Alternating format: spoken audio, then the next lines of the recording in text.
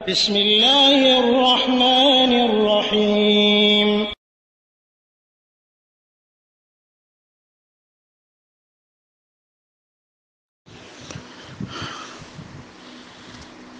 السلام عليكم ورحمة الله وبركاته. بسم الله الرحمن الرحيم. الحمد لله رب العالمين، والصلاة والسلام على أشرف الأنبياء والمرسلين نبينا محمد وعلى آله وأصحابه أجمعين ومن تبعهم بإحسان إلى يوم الدين. আম্মা বাদ, সম্মানিত ভাইরা, আজকের বিশেষ প্রশ্নের উত্তর। প্রশ্ন হচ্ছে মুহররম মাসের শরীয়তি মর্যাদা ও তাৎপর্য কি? উত্তর: মুহররম মাসটা সারা বছরে 4টি নিষিদ্ধ মাসের একটি গুরুত্বপূর্ণ এবং মর্যাদাশীল মাস, যে ব্যাপারে আল্লাহ রাব্বুল আলামিন পবিত্র কোরআনে ঘোষণা দিয়েছেন। আউযু বিল্লাহি মিনাশ শাইতানির রাজীম। ইন্না ইদ্দাতাশ শুহুরি ইনদাল্লাহি 12 শাহরান ফি কিতাবিল্লাহ 10 شهرا في كتاب الله يوم خلق السماوات والأرض منها 4 حرم ذلك الدين القيم। মহান রব্বুল আলামিন বলতেছেন, আসমান জমিন সৃষ্টির দিন থেকে আল্লাহর কিতাবে লোহে মাহফুজে মাসগুলোর সংখ্যা হলো 12, তার মধ্যে 4টি নিষিদ্ধ মাস। এটাই হলো সুপ্রতিষ্ঠিত দিন। এই ব্যাপারে হাদিস আসছে আবু বকর রাদিয়াল্লাহু থেকে নবী সাল্লাল্লাহু আলাইহি ওয়াসাল্লাম বর্ণিত। তিনি বলেন যে আল্লাহ যেদিন আসমান জমিন সৃষ্টি করেন সেদিনই যেভাবে জমানা ছিল আজও তেমনই আছে। 12 মাসে 1 বছর, তার মধ্যে 4টি মাস নিষিদ্ধ বা পবিত্র মাস, যার 3 মাস হচ্ছে ধারাবাহিক, অর্থাৎ জিলকদ, জিলহজ, মুহররম, আর আলাদা হচ্ছে রজব। এই 3টি মাসের বিশেষ মর্যাদা রয়েছে। এটা বুখারীর হাদিসে বর্ণনা করা হয়েছে এবং মুসলিমে, বুখারীতে 4662 এবং মুসলিমে 1679 নম্বর। ইবনে মাজাহ রয়েছে হাদিসটি, আহমদে রয়েছে এবং দারিমিতে রয়েছে সহিহ হাদিস। তাহলে এই মাসটা একটা মুহররম মাস এমন একটা মর্যাদাশীল মাস, যেই মাসে ঐতিহাসিক ঘটনা রয়েছে এবং যেই মাস নিষিদ্ধ মাস অর্থাৎ এই মাসে লড়াই যুদ্ধ করা পরিপূর্ণ নিষিদ্ধ। এবং এই মাসের বিশেষ মর্যাদা রয়েছে, যে হাদিসে আসছে রাসূল সাল্লাল্লাহু আলাইহি ওয়াসাল্লাম বলেছেন, আফযালুস সিয়ামি বা'দা শাহরি রমাদান শাহরুল্লাহিল্লাযী তাদউনাহু আল মুহররম ওয়া আফযালুস সালাতি বা'দাল ফরিদা কিয়ামুল লাইল। এটা মুসলিমের হাদিস। রাসূল সাল্লাল্লাহু আলাইহি ওয়াসাল্লাম বলতেছেন যে রমজান মাসের রোজার পর, রমজান মাসে যে রমজান মাসটা যে রোজা রাখা হয়, এই রমজান মাসের রোজার পর সবচেয়ে উত্তম মাস হচ্ছে মুহররম মাস। আর সবচেয়ে ফরজ নামাজের পর সবচেয়ে উত্তম নামাজ হচ্ছে রাত্রের নামাজ, অর্থাৎ রাত্রে যে তাহাজ্জুদ পড়া হয়। তাহলে রমজান মাসের রোজার পর সবচেয়ে উত্তম রোজা রাখা হচ্ছে মুহররম মাসের সওয়াব বেশি। ঠিক তেমনিভাবে ফরজ নামাজের পর সবচেয়ে উত্তম নামাজ হচ্ছে রাত্রের নামাজ। এটা মুসলিমের হাদিস।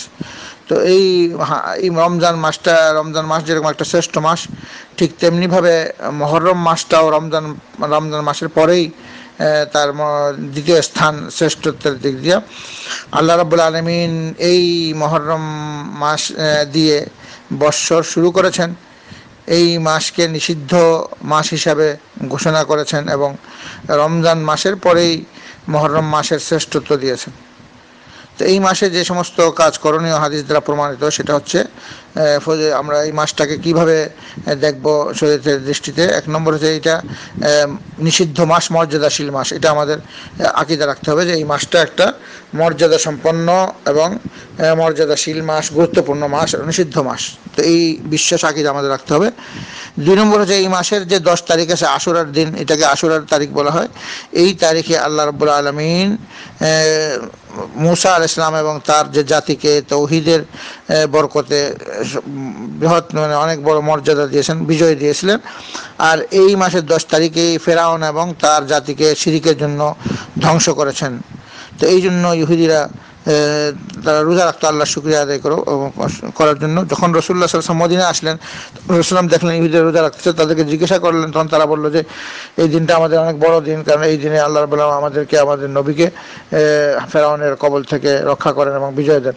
এই জন্য তারা একটা রোজা রাখতো। রাসূলুল্লাহ বলছেন যে নবী মূসা আমার ভাই এবং আমাদের অগ্রাধিকার, আমরা রোজা রাখবো, কিন্তু আমরা দুইটা রোজা রাখবো, অর্থাৎ আমরা ইহুদি খ্রিস্টানদের বিপরীত কাজ করবো, তাদের মতো করবো না। এই জন্য হাদিস শরীফে আসছে, সহিহ হাদিসের মুসলিমের হাদিস, আন আবি কাতাদা রাদিয়াল্লাহু আনহু আন্না রাসূলুল্লাহ সাল্লাল্লাহু আলাইহি ওয়াসাল্লাম সুইলা আন সিয়াম ইয়াউম আশুরা ফাকাল ইউকাফিরু আস-সানাতাল মাদিয়া।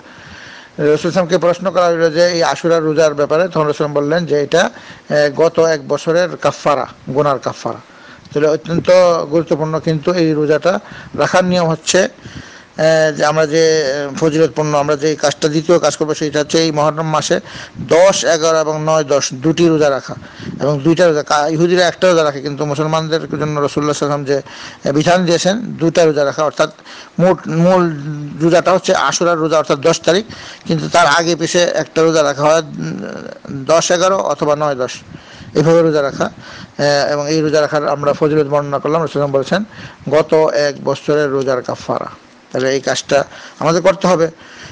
3 নম্বর হচ্ছে রমজানের মাস, রমজানের রোজার পরে এই মাসের শ্রেষ্ঠত্ব রয়েছে এবং রোজা রাখার অনেক ফজিলত রয়েছে। এই জন্য এই মাসে যত বেশি রোজা রাখা যায়, অর্থাৎ একদিন পর করে, অথবা সোমবার, বৃহস্পতিবার, 13, 14, 15 এবং সবচেয়ে গুরুত্বপূর্ণ যেটা এই মাসের 10 তারিখে রোজা রাখা, তার আগে পিছে হয় 10 তারিখের আগে রাখা 9, 10 অথবা 10 তারিখে রাখে 11 তারিখে, মানে মূল 10 তারিখটা রোজা রাখা, তার আগে পিছে যে কোনো একটা রোজা, অর্থাৎ দুইটা রোজা রাখতে হবে, ইহুদিদের সাথে আমাদের জন্য মিল না হয় এই জন্য। 4 নম্বর হচ্ছে এই মাসে যুদ্ধ লড়াই করা সম্পূর্ণ নিষিদ্ধ। অন্য মাসে নিষিদ্ধ, কিন্তু এই মাসে পরিপূর্ণভাবে নিষিদ্ধ, কারণ কাফেররাও এই মাসকে সম্মান করতেন। তারাও মুহররম মাসে এসে কোনো ধরনের যুদ্ধ এগুলো বন্ধ করে দিতেন, তারা করতেন না, পরে অন্য সময় করতেন।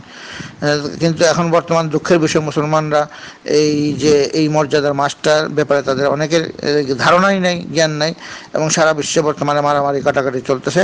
এই যে নিষিদ্ধ মাসের তাদের কোনো খেয়ালই নাই, মানুষের কোনো মর্যাদাই জানে না। এটা আফসোসের বিষয়, কারণ বর্তমান বিশ্বের মুসলমানরা দ্বীন ইসলামের জ্ঞান থেকে অনেক দূরে সরে পড়েছে। 5 নম্বর যে কাজটা, সেই মাসে আমরা যেটা জানি মুসা আলাইহিস সালামকে আল্লাহ রাব্বুল আলামিন বিজয় দিয়েছেন, তো এটা অত্যন্ত মর্যাদাশীল মাস। এই মাসে এই কাজগুলো আমাদের করতে হবে, বিশেষ করে যে আশুরা রোজা রাখাটা এগুলো আসল। তো এই রোজা রাখাটা কি কারণে, অনেকে ভুল ধারণা রয়েছে। মূল কারণ হচ্ছে যে এই রাসূলুল্লাহ সাল্লাল্লাহু আলাইহি ওয়াসাল্লাম আমাদেরকে রোজা রাখতে বলেছেন কাফারা, কারণ এই মাসে আল্লাহ রাব্বুল আলামিন তৌহিদের ফজিলত এবং তৌহিদি যারা নাকি অনুসারী ছিল তাদেরকে বিজয় দিয়েছেন, আর যারা নাকি মুশরিক কাফের তাদেরকে আল্লাহ ধ্বংস করেছেন, অর্থাৎ মুসা আলাইহিস সালাম এবং তার জাতিকে আল্লাহ রাব্বুল আলামিন সেদিন বিজয় দিয়েছেন এবং ফিরআউন এবং তার জাতিকে আল্লাহ ধ্বংস করেছেন।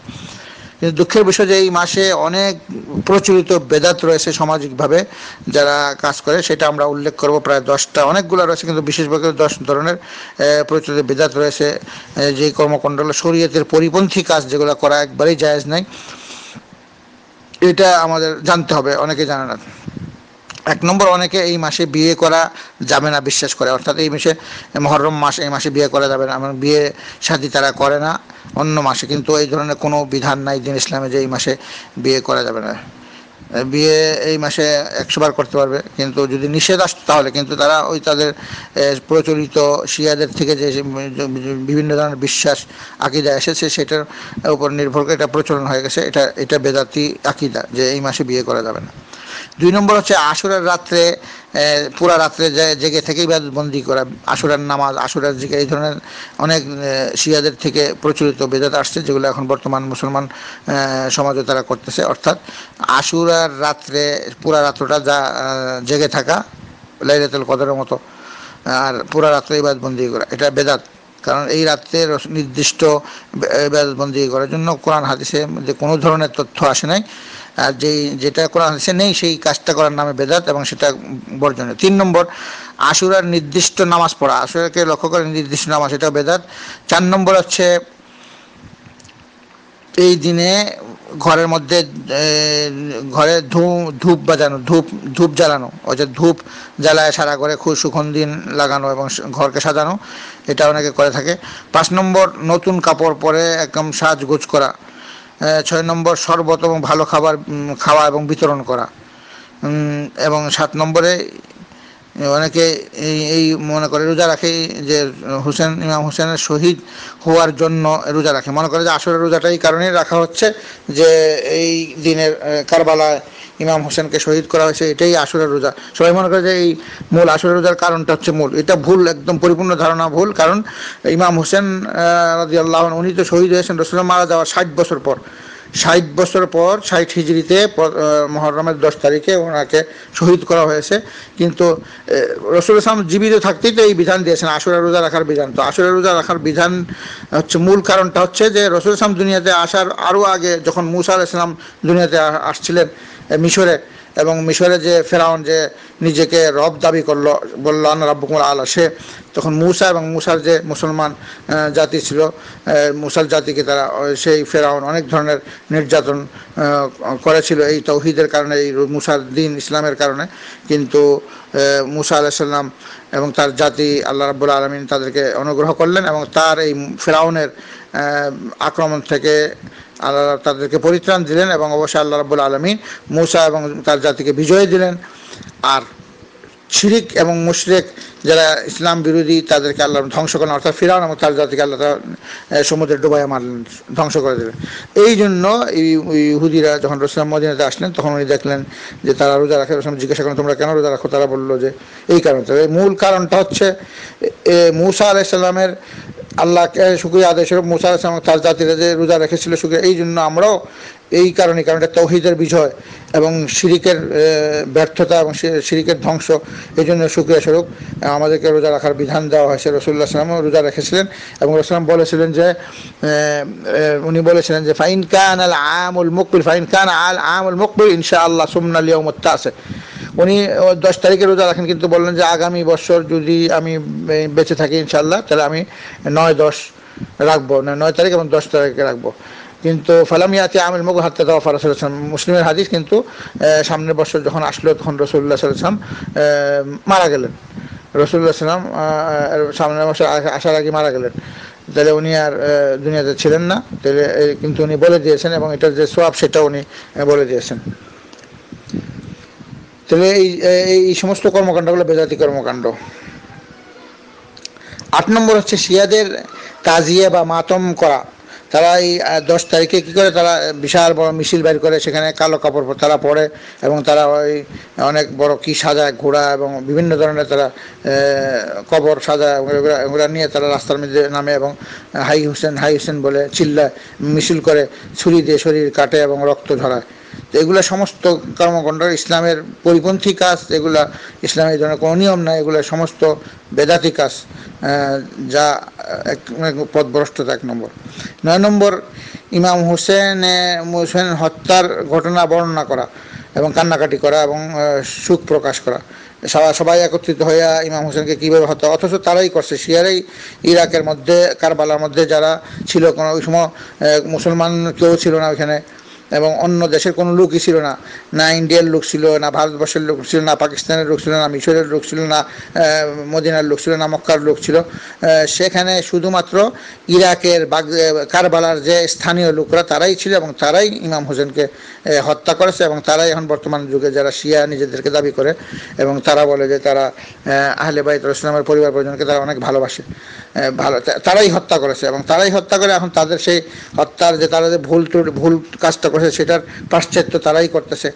তারা মনে করতেছে যে এটাই সঠিক পন্থা এবং সুন্নিরা কেন করে না, এই জন্য তারা সুন্নিদেরকে কাফের মনে করে। কিন্তু এই সমস্ত কর্মকাণ্ডরা বেদাতি কর্ম, কারণ ইমাম হোসেনকে শহীদ করেছে, ইমাম হোসেন থেকে যা আরও যারা বড় তাদেরকেও শহীদ করাইছে। রাসূলুল্লাহ সাল্লাল্লাহু আলাইহি ওয়াসাল্লামের চাচা হামজা রাদিয়াল্লাহু আনহু শহীদ হয়েছেন। তাহলে এই জন্য শহীদ হয়েছেন, এই জন্য আমাদেরকে এরকম কোনো বিধান দেয় না যে যেদিন উনি উহুদের যুদ্ধে শহীদ হয়েছেন সেদিন আমরা মাতাম করবো বা চিল্লাচিল্লি করবো, আমরা রক্ত ঝরাবো। এইভাবে 70 জন সাহাবারা শহীদ হয়েছেন উহুদের যুদ্ধে, ঠিক তেমনিভাবে বদরের যুদ্ধে 13-14 জন শহীদ হয়েছেন। এভাবে অনেক শহীদদের ইতিহাস রয়েছে, কিন্তু এদেরকে কেন্দ্র করে কোনো ধরনের শোক প্রকাশ করার বিধান এবং ছুরি দিয়ে শরীর কাটা, মিছিল করা এবং তাদের সুখ বর্ণনা করে সুখ পুরস্কার, এই ধরনের বিধান ইসলামে আসে নেই। কিন্তু আমরা ব্যথিত, আমরা যে শহীদদের জন্য আমরা দোয়া করি, আল্লাহ তাআলা আমাদেরকে দোয়া শিক্ষা দিয়েছে, রাব্বানা ইগফির লানা ওয়া লিইখওয়ানিনাল্লাযিনা সাবাকুনা বিল ঈমান ওয়া লা তাজআল ফী কুলুবিনা, যারা নাকি আমাদের পূর্বে চলে গেছে আল্লাহ তাআলা তাদেরকে ক্ষমা করেন এবং তাদেরকে মর্যাদা দেন, শহীদের মর্যাদা দেন। এইভাবে দোয়া করা, আমরা সবসময় দোয়া করার জন্য বিধান আসছে, কিন্তু এই ধরনের বেদাত কর্মকাণ্ড ইসলামে নাই। তারা এই ইমাম হুসাইনের ঘটনা বর্ণনা করে এবং প্রথম মহররমের প্রথম রাতে তারা আনন্দ উৎসব করে। এটা শিয়া ছাড়া অন্যান্য মুসলমানরাও এটা করে, যেভাবে কাফেররা ইউরোপরা ফার্স্ট নাইট জানুয়ারিতে তারা অনেক আনন্দ ফুর্তি এবং উৎসব করে। এইভাবে অনেক আরবরা এবং বর্তমান যুগের অনেক মুসলমানরা এই ধরনের বেদাতে তারা লিপ্ত হয়েছে। অর্থাৎ যেভাবে কাফেররা ফার্স্ট নাইট অফ জানুয়ারি প্রথম রাতে তারা আনন্দ উৎসব করে এবং সবাইকে অনেক খুশি মানায়, এগুলো বেদাত। ইসলামে এই ধরনের কোনো আরও দুঃখ করার দরকার, কারণ মানুষের জীবনে যখন একটা বছর চলে যায়, নতুন একটা বছর আসে, তখন সে চিন্তা করা দরকার যে আমার যে একটা বছর জীবনে চলে গেছে, অর্থাৎ আমার জীবন মাইনাস হয়ে গেছে, এখন আমি মৃত্যুর দিকে অগ্রসর হচ্ছি। সেখানে আরও আল্লাহর কাছে দোয়া করা, কান্নাকাটি করা, হিসাব নিকাশ করা যে আমি আগামী বছরটা কীভাবে কাটাবো, যেন আল্লাহর আনুগত্য এবং এই সমস্ত নিয়ে যেন কাটাতে পারে, এই ধরনের চিন্তা করা। তো কাজেই আমরা দোয়া করি আল্লাহ রাব্বুল আলামিন যেন আমাদেরকে সবাইকে, আজকে 3 তারিখ মহরমের, আর বাকি রয়েছে প্রায় 9 দিন, বাকি রয়েছে আর প্রায় 6 দিন, আমরা ইনশাআল্লাহ সবাই নিয়ত করি পরিপূর্ণভাবে যে আমরা আল্লাহর জন্য এবং রাসূলুল্লাহ সাল্লাল্লাহু আলাইহি ওয়াসাল্লামের সুন্নতের অনুসরণের জন্য এবং আমাদের এক বছরের গুনাহ কাফফারার জন্য আমরা অবশ্যই 9, 10 অথবা 10, 11 রোজা রাখবো। আল্লাহ তাআলা যেন আমাদেরকে ইখলাসের সাথে আল্লাহ সন্তুষ্টি অর্জনের উদ্দেশ্যে এবং রাসূলুল্লাহ সাল্লাল্লাহু আলাইহি ওয়াসাল্লামের সুন্নতের আদর্শের অনুসরণের করার জন্য আল্লাহ তাআলা আমাদেরকে এই তৌফিক দান করে। আর আমরা সবাইকে সাবধান করে দেবে এই ধরনের বেদাতি কর্মকাণ্ড, যেগুলো নাকি এই মুহররম মাসে কোনো বিধান নাই, শরীয়তে এই ব্যাপারে কোনো তথ্য নাই, যে কাজ করার মাধ্যমে আরও পাপ হবে এবং বেদাত হবে, হারাম কাজ হবে। আমাদেরকে যেই কাজটা করতে বলা হয়েছে সেটা অবশ্যই করবো, যেটা সহিহ হাদিস দ্বারা প্রমাণিত। এটা হচ্ছে আশুরার দিন রোজা রাখা, যেটা নাকি এক বছরের কাফফারা, এবং এই বছরের এই মাসটাকে সম্মান করা, এবং মাসে যত বেশি রোজা রাখা যায়, কোনো নির্দিষ্ট দিনে কোনো কথা, নির্দিষ্ট দিন শুধুমাত্র আশুরা অর্থাৎ 10 তারিখ এবং 9 তারিখ রোজা রাখা, অথবা 10, 11 এই 2টা দিন নির্দিষ্ট করেছে রোজা রাখার জন্য। আর বাকি অন্য দিন আমরা যত পারি রোজা রাখবো।